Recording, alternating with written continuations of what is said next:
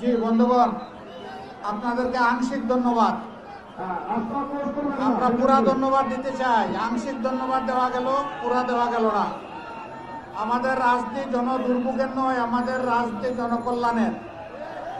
সুতরাং মানুষের দুর্ভোগ আমরা দেখতে চাই না। আপনারা রাস্তা করে দিয়েছেন, আর একটু বড় করুন, আর একটু পিছান। ওইদিকে যারা আছেন বাম দিকে, তারা আর একটু পিছিয়ে রাস্তা একটু বড় করুন। আলহামদুলিল্লাহ রাব্বিল আলামিন ওয়াসসালাতু ওয়াসসালামু আলা রাসূলিহিল কারীম ওয়া আলা আলিহি ওয়া সাহবিহি ওয়া আহলি বাইতি আজমাইন। বাংলাদেশ জামাত ইসলামী রংপুর জেলার উদ্যোগে 5টি উপজেলার মোহনায় আজকের এই তাৎক্ষণিক পথসভার সম্মানিত সভাপতি, মঞ্চে বসা বাংলাদেশ জামাত ইসলামীর কেন্দ্রীয় নির্বাহী পরিষদের অন্যতম সদস্য, এ অঞ্চলের কেন্দ্রীয় তদারককারী জনাব মৌলানা আব্দুল হালিম, মঞ্চে বসা কর্ম পরিষদের সম্মানিত সদস্য জনাব অধ্যাপক বেলাল ভাই সহ অন্যান্য নেতৃবৃন্দ, প্রাণপ্রিয় রংপুরবাসী, আশা করি আল্লাহ রাব্বুল আলামিন আপনাদের সকলকে ভালো রেখেছেন। মহান রবের দরবারে দোয়া করি আল্লাহ সকলকে ভালো রাখুন। রাত তো কিছুটা হয়েই গিয়েছে, আর আমি শুনতে পেয়েছি যে আপনারা মাগরিবের আগ থেকেই অনেকে এখানে চলে এসেছেন। এই দীর্ঘ সময় ধরে আপনাদের অপেক্ষা, আমাদের বিমান যাত্রা একটু দেরি হওয়া, এই জন্য আমি আল্লাহ তাআলার কাছে শুকরগুজার করার পাশাপাশি আপনাদের কাছে ক্ষমা চাই। এটা আমাদের ইচ্ছাকৃত বিলম্ব ছিল না, যেহেতু বিমানের ফ্লাইটই বিলম্বে ছেড়েছে, এই জন্য আপনাদের অধিক কষ্টের জন্য আল্লাহ তাআলা দরবারে দোয়া করি আল্লাহ আপনাদেরকে উত্তম প্রতিদান দান করুন। আমরা এমন একটি দেশে আল্লাহর মেহেরবানি জন্ম নিয়েছি, যেই দেশ মাটির উপর সবুজ, মাটির নিচে আল্লাহ তাআলা অফুরন্ত খনিজ সম্পদ রেখেছেন, আমাদের জলভাগে খনিজ সম্পদ রেখেছেন, আমাদের বনজ সম্পদ রেখেছেন। কিন্তু আমাদের দুর্ভাগ্য যে আমরা সত্যিকারের মানব সম্পদ পাইনি। আমরা এক গোষ্ঠী মানুষ পেয়েছি, কিন্তু সেই মানুষদের কপালের পরিবর্তন করার জন্য সমাজের নেতৃস্থানীয় লোকদের যে চরিত্র থাকা দরকার ছিল, সেই চরিত্রটা আমরা পাইনি। এই চরিত্র না পাওয়ার কারণেই আগের স্বাধীনতার পরে 23 বছর আর 71-এর পরে 53 বছর, এই 76 বছর সময় জাতির কপাল থেকে চলে গিয়েছে। কিন্তু বাস্তবে মানুষ একটা স্বাধীন দেশের নাগরিক হিসাবে যেভাবে তাদের মর্যাদা থাকা দরকার, যেভাবে তাদের অধিকার পাওয়া দরকার, যেভাবে একটা সুন্দর শিক্ষা ব্যবস্থা গড়ে ওঠার কথা ছিল, যেভাবে অর্থনীতি মজবুত হওয়ার কথা ছিল, সম্মানজনক পররাষ্ট্রনীতি হওয়ার কথা ছিল, তার কোনো কিছুই আমরা হাতে পাইনি। বরঞ্চ 53টি বছর জাতিকে বিভক্ত করে মুক্তিযুদ্ধের চেতনার নামে জাতিকে মুখামুখি করে রাখা হয়েছিল। বলা হয়েছিল একদল স্বাধীনতার পক্ষে, আরেক দল বিপক্ষে। পক্ষের যে দলটি স্লোগান দিয়ে মানুষকে শোষণ করেছে, তারা কার্যত এই দেশকে অন্য দেশের হাতে ইজারা দিয়ে রেখেছিল। স্বাধীনতার চেতনার নাম অন্য দেশের কাছে আমার দেশ ইজারা দেওয়া নয়। আমরা এই দেশে মুসলমান, হিন্দু, বৌদ্ধ, খ্রিস্টান 4টি ধর্মের মানুষ পাশাপাশি যুগ যুগ ধরে বসবাস করে আসছি। আমাদের মধ্যে পারস্পরিক হিংসা বিদ্বেষ নেই বললেই চলে। আমরা সাম্প্রদায়িক সম্প্রীতির উজ্জ্বল দৃষ্টান্ত আমরা আমাদের পূর্বপুরুষরা রেখে এসেছি। কিন্তু ওই দলটি শুধু মুক্তিযুদ্ধের পক্ষ বিপক্ষে নয়, বরঞ্চ ধর্মের ভিত্তিতে মানুষকে সংখ্যাগুরু এবং সংখ্যালঘু বলে আরেকটা গণ্ডগোল লাগিয়ে রেখেছে। কিন্তু দুঃখজনকভাবে যদি আমরা খেয়াল করি, তাহলে দেখব 72-এর 10 জানুয়ারি আওয়ামী লীগ ক্ষমতায় এসেছিল। পরে 4 বছরের বেশি তারা টিকতে পারে নাই। সেই সময়টা থেকে শুরু করে 2024 সালের 5ই আগস্ট পর্যন্ত যাদেরকে তারা সংখ্যালঘু বলে, যাদের জন্য মায়া কান্না করে, তাদের জায়গা জমি অন্যায়ভাবে তারাই সবগুলা প্রায় দখল করে রেখেছে। তাদের সম্পদের উপর হাত দিয়েছে, তাদের ইজ্জতের উপরে হাত দিয়েছে।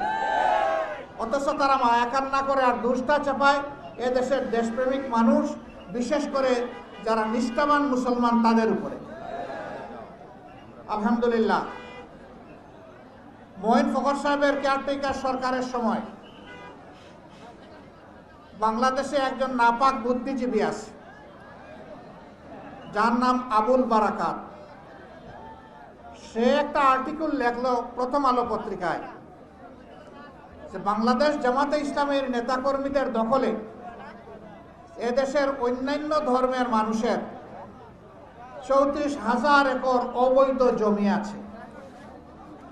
সরকার পাগল হয়ে সারা দেশে খোঁজখবর নিল, 2 মাস সময় দিল সকল জায়গায়। আরডিসি সাহেবকে যে খুঁজে তন্ন তন্ন করে বের করেন, 3 মাসের মাথায় তারা রিপোর্ট দিয়ে বলল যে আমরা এই বক্তব্যের কোনো সত্যতা আমরা পাই নাই। মঈন ফখরের সরকার তো জামাতে ইসলামের সরকার ছিল না, বরঞ্চ জামাতের অনেক ক্ষতি করে গিয়েছে তারা। এই জায়গায় এসে তারাও পরাজিত হয়েছে। বাদ দেন সারা দেশের কথা, আপনাদের এলাকায় এই রংপুরে আপনারা ভালো করে জানেন যে এই সমস্ত দুষ্টামি কারা করে, কোন দলের লোকেরা করে। এরা যখন ক্ষমতায় থাকে তখন কত ক্ষমতার গরমে মানুষের ক্ষতি করে, আর ক্ষমতা থেকে যখন পালায় যায় তখন দেশকে অস্থির করার জন্য চেষ্টা করে। প্রতি মুহূর্তে তারা ষড়যন্ত্র করার চেষ্টা করে। 15.5 বছর শাসন করে নাই, 15.5 বছর বাংলাদেশকে শ্মশানে পরিণত করেছে। মানুষের শান্তির ঘুম কেড়ে নিয়েছে, বিচার বিভাগকে তছনছ করেছে, আর্মি অফিসারদেরকে খুন করেছে, জামাতে ইসলামের দেশপ্রেমিক শীর্ষস্থানীয় নেতৃবৃন্দকে খুন করেছে, শত শত নেতাকর্মী খুন করেছে, আলিম উলামাকে খুন করেছে, পায়ে ডান্ডা বেড়ি হাতে হ্যান্ডকাপ দিয়ে আলিম উলামাকে এক জেল থেকে আরেক জেলে টানাটানি করেছে। এইভাবে দেশপ্রেমিক মানুষ আর মুসলমানদের উপর তাণ্ডব চালিয়েছে। হাজার হাজার মানুষ খুন করেছে, হাজার হাজার যুবককে গুম করেছে, হাজার হাজার মানুষকে পঙ্গু করেছে। বাংলাদেশের ব্যাংকগুলোকে খেয়ে হজম করে ফেলেছে, দেশের টাকা চুরি করে বিদেশে পাচার করেছে, তারপরে পালানোর সময় খাল বিল নদী নালা দিয়ে পালানোর চেষ্টা করেছে। পালাতে গিয়ে সিলেটের বর্ডারে কলাপাতায় ঘুমাইয়েছে। কলাপাতায় ঘুমানো বিচারপতিকে মানুষ জিজ্ঞেস করলো, আপনি কে গো? বলে যে আমি শামসুদ্দিন চৌধুরী। কয় স্যার আপনি কি কালো মানিক? কয় হ্যাঁ হ্যাঁ আমি কালো মানিক। জিজ্ঞেস করে আপনি কোথায় শুয়ে আছেন? চতুর্দিকে তাকাইয়া বলে সম্ভবত ভারতে। কয় কেন আপনি ভারতে শুইবেন? বলে যে আমি দেশ ছেড়ে পালিয়েছিলাম, আমি ভারতে আসতে এই দিকে চলে এসেছি। আপনি কার হাত ধরে এসেছেন? তখন 2 জন খাসিয়ার কথা বলেছে যে 2 খাসিয়া আমাকে পথ দেখায় এখানে নিয়ে এসে। তারা এখন কোথায়? এখন বলে যে আমার ব্যাগ কোথায়? কয় যে না আপনার তো কোনো ব্যাগ দেখছি না। কয় যে আমার ব্যাগে 76 লক্ষ টাকা ছিল, তাইলে তো ব্যাগ নিয়ে বোধহয় ওরা পালায়ে গেছে। জিজ্ঞেস করছে স্যার আপনি এখন কি অবস্থায় আছেন? কয় না আমি বিশ্রাম নিচ্ছি। বলে যে আপনি যে কলাপাতায় ঘুমিয়ে আছেন এটা কি টের পাচ্ছেন? হাত দিয়ে দেখে ঠিকই তো কলাপাতার উপরে আমি ঘুমিয়ে আছি। আপনি সুপ্রিম কোর্টের অ্যাপিলেট ডিভিশনের একজন বিচারপতি, আপনার এই দশা হলো কেন? কারণ তিনি যখন বিচারপতি তখন ছিলেন তিনি চরম দলবাজ। তিনি বিচারকের আসনে বসে গুন্ডার ভাষায় কথা বলতেন, দলীয় ক্যাডারের সন্ত্রাসীর ভাষায় কথা বলতেন, আলিম উলামাকে বেইজ্জত করে অপমান করে কথা বলতেন। তিনি ছিলেন বিচারকের নামে কলঙ্ক। এইভাবে বিচার বিভাগ থেকে শুরু করে সব কিছু এই সরকার তছনছ করে দিয়েছিল। তারা খুনের রাজত্ব কায়েম করার আগেই জানান দিয়েছিল 2006 সালের 28 অক্টোবর লগিবইটার তাণ্ডবে জীবিত মানুষকে খুন করার পরে সেই লাশের উপর নাচানাচি করে। এরপরে যখন তারা মঈন ফখরের সাথে ষড়যন্ত্র করে পিছনের দরজা দিয়ে কানাকানি করে ভোটের ইঞ্জিনিয়ারিং করে মেকানিজম করে 2009 সালের 10 জানুয়ারি তারা যখন 7 জানুয়ারি তারা যখন ক্ষমতায় আসে, তখন আসার 2 মাস পুরা হয় নাই, পরের মাসেই আমরা লক্ষ্য করলাম বিডিআর সদর দপ্তর পিলখানায় 57 জন সেনা অফিসারকে তারা নির্মমভাবে হত্যা করলো, পরিবারের সদস্যদেরকে হত্যা করলো, হত্যা করে লাশগুলা ড্রেইনে ভাসায় দিল। সাথে সাথে পিলখানার চতুর্দিকে রাতের বেলা কারেন্ট বন্ধ করে দিয়ে অন্ধকার করে খুনিদেরকে পালানোর ব্যবস্থা করে দিল। বিডিআরের লোকদেরকে দফায় দফায় অ্যারেস্ট করলো, 17,500 লোককে জেলে নিয়ে গেল, সকলের চাকরি খতম করে দিল। জেলের ভিতরে 350 অধিক তাদের অফিসার এবং সৈনিক মারা গেল।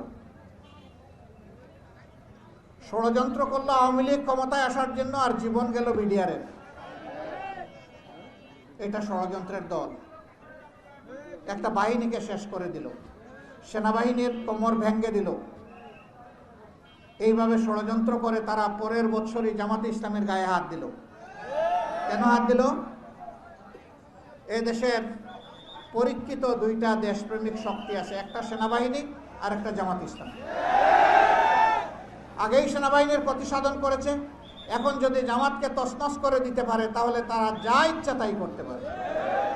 তারা জমিদার হয়ে বসবে আর দেশের মানুষকে তারা ভাড়াটিয়া বানাবে। হ্যাঁ, মালিক বাড়ি ছেলে পালায় না, ভাড়া দিতে না পারে ভাড়াটিয়া পালায়। এখন কে পালিয়েছে? ভাড়াটিয়ারা পালিয়ে গেছে। পালিয়ে গিয়ে ওই দেশের মানুষকে শান্তি দিচ্ছে না। আজকে ওই কাণ্ড, কালকে ওই কাণ্ড, ষড়যন্ত্রের পর ষড়যন্ত্র করে যাচ্ছে। ইনশাআল্লাহ আল্লাহ তাআলা আমাদের সাথে থাকবেন। এদেশের মানুষ ঐক্যবদ্ধ। আমরা অনেক ক্ষতি স্বীকার করেছি। ওরা গোটা জাতির মাথা নত করার চেষ্টা করেছিল। তোমরা কারো গোলাম হতে পারো, এই জাতি আল্লাহ ছাড়া আর কারো গোলাম হবে না। এই জাতি আল্লাহ ছাড়া কারো কাছে মাথা নত করবে না। বীরের মতো লড়াই করে আমাদের সন্তানেরা আমাদেরকে লড়তে শিখেছে, মরতে শিখেছে। এই 24-এর 1 জুলাই থেকে শুরু করে 5ই আগস্ট পর্যন্ত সারা বাংলাদেশের সমস্ত মানুষ রাস্তায় নেমে এসেছিল। আমরা রংপুরবাসীর কাছে বিশেষভাবে কৃতজ্ঞ। আপনাদের সন্তানটি প্রথমে এই রাস্তা দেখিয়েছে, ডানা মেলে চিৎকার দিয়ে বলেছে, বুকের ভিতরে তুমুল ঝড়, বুক পেতেছি গুলি কর।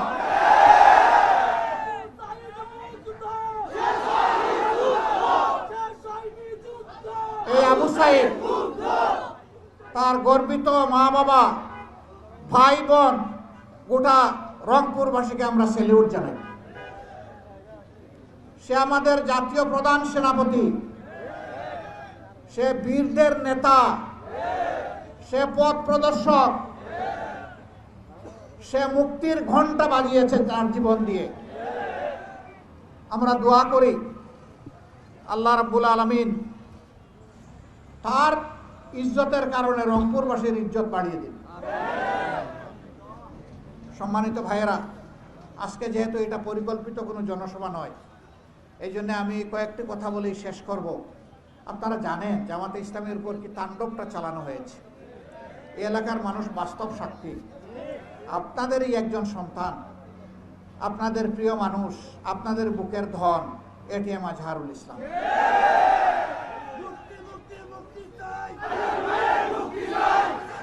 মিথ্যা মামলায় আমাদের সমস্ত নেতৃবৃন্দকে বিচারিক হত্যাকাণ্ড ঘটিয়ে দুনিয়া থেকে বিদায় করা হয়েছে।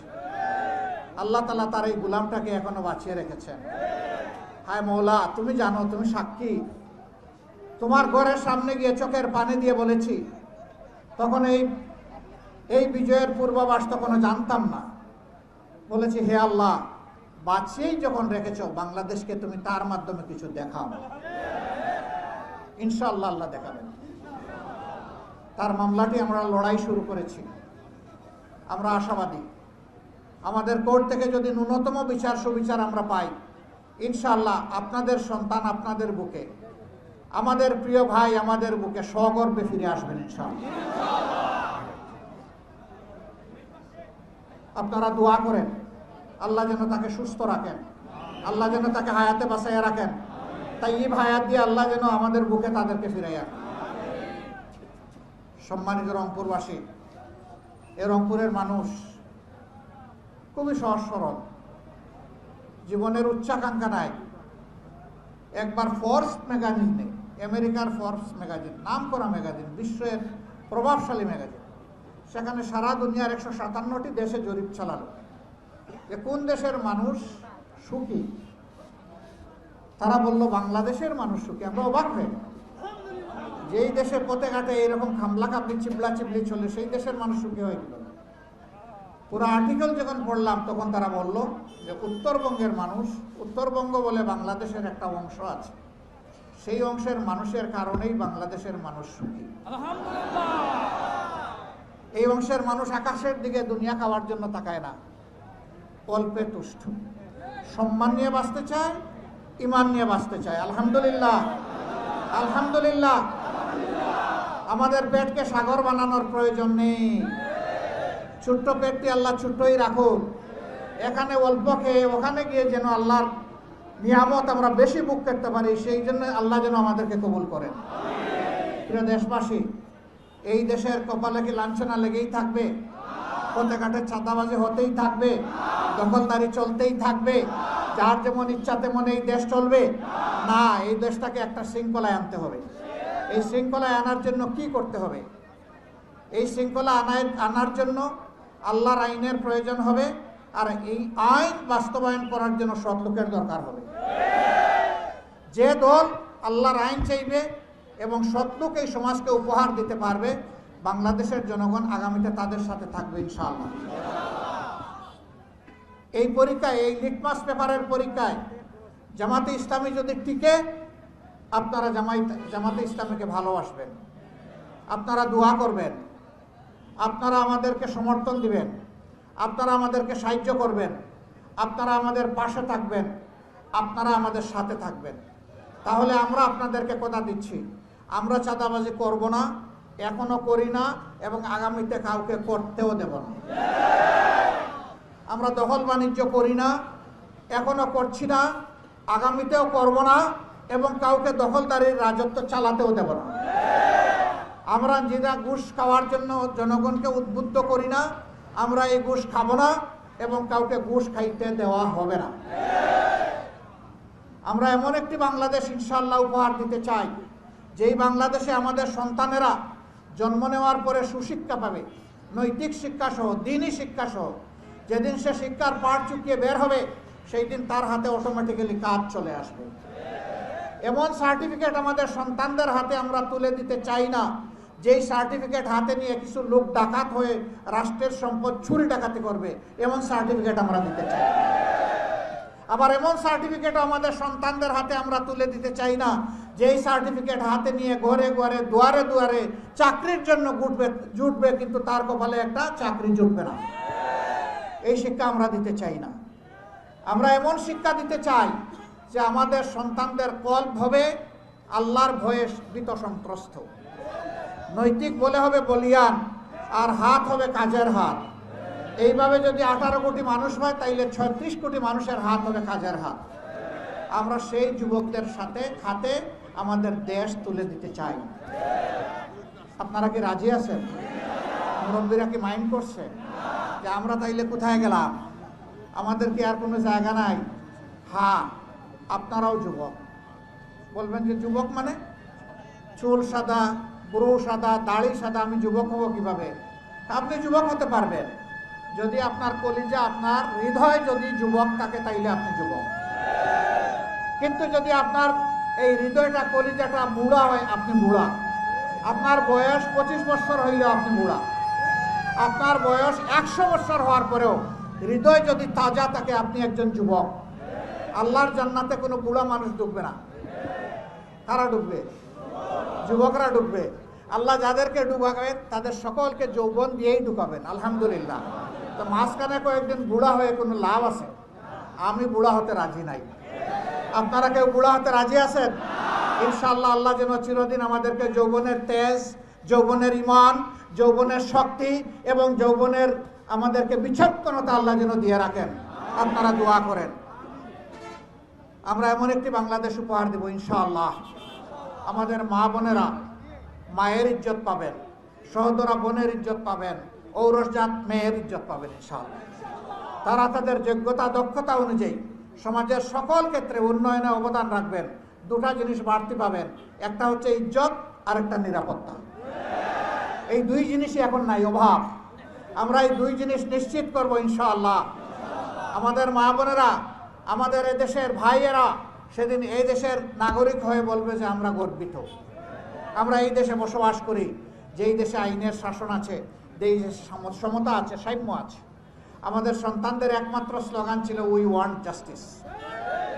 আমরা বৈষম্য চাই না, আমরা ন্যায় বিচার চাই। সেই ন্যায় বিচার ইনশাআল্লাহ নিশ্চিত করা হবে। রাষ্ট্রের প্রেসিডেন্টও যদি অপরাধ করেন তাকেও শাস্তি পেতে হবে। প্রেসিডেন্ট বলে তিনি ক্ষমা পাবেন না, প্রধানমন্ত্রী ক্ষমা পাবেন না, কোনো মন্ত্রী ক্ষমা পাবেন না। এখন যতদিন ক্ষমতায় তিনি ফিরিস্তা, যেই ক্ষমতায় থেকে নামলেন তিনি শয়তানের চেয়ে আরো খারাপ। তার অ্যাকাউন্টে এখন বস্তা বস্তা হিসাব আসে, দেশে আসে, বিদেশে আসে। না, আমরা ওটা হতে দেব না। যে সরকারের সংসদ সদস্য, মন্ত্রী, বিভিন্ন দপ্তরে কর্মকর্তা, এই সরকার কায়েম হওয়ার দিনে তাদের যে সম্পদ ছিল, এই সম্পদ রাতারাতি বাড়বে না ইনশাআল্লাহ। যদি সমস্ত জনগণের বাড়ে সেই হারে তাদেরও বাড়বে। আর জনগণের যদি না বাড়ে তাইলে তাদের সম্পদ কমতে থাকবে, কারণ তারা ব্যর্থ। তারা জনগণের সম্পদ বৃদ্ধিতে অবদান রাখতে পারেননি। তাদেরকে জনগণের কাছে জবাব দিতে হবে। এখন কিন্তু কোনো জবাবদিহিতা নাই, সবাই খুব ফিরিস্তা। বেগম জিয়াকে 3 কোটির জন্য আরে বাবা কি কষ্টটা দিল। একটা বয়স্ক মানুষ, তিনি 3 বারের প্রধানমন্ত্রী, বলে যে 3 কোটি তিনি মেরে খেয়েছেন। কোথায় গেলেন তিনি? তিনি তো একটা অ্যাকাউন্টের টাকা আরেকটা অ্যাকাউন্টে নিয়ে সেভ করেছেন, 1 টাকাও তো তিনি মারেননি। তো 3 কোটির জন্য যদি তার এত কষ্ট হয়, তাইলে তোমরা 26 লক্ষ কোটি টাকা বাংলাদেশের যারা চুরি করেছো, তোমরা তৈরি থাকো, তোমাদেরকে তোমাদের পরিণতি। এই অপরাধের জন্য ক্ষমা করে দেওয়ার অধিকার কারোই নাই, প্রেসিডেন্টেরও নাই, প্রধান উপদেষ্টার নাই, উপদেষ্টা মণ্ডলীর নাই, বিচার বিভাগের নাই। এ হক জনগণের, ওরা জনগণের হক চুরি করেছে। ইনশাআল্লাহ সেই বাংলাদেশটাই সাম্যের বাংলাদেশ, ন্যায় নীতির বাংলাদেশ, ইজ্জতের বাংলাদেশ আমরা গঠন করতে চাই। আমরা কি, আপনারাও কি এমন একটা সমাজ চান? বুঝে শুনে বলতেছেন?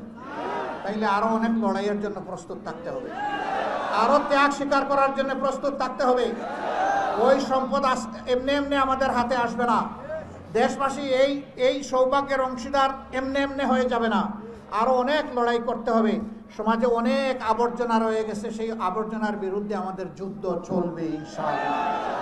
সেই লড়াইয়ে আপনাদের সকলকে শরীক হওয়ার আহ্বান জানিয়ে আগামীর একটি সুন্দর বাংলাদেশ গঠন করার জন্য আমরা সবাই এগিয়ে যাই।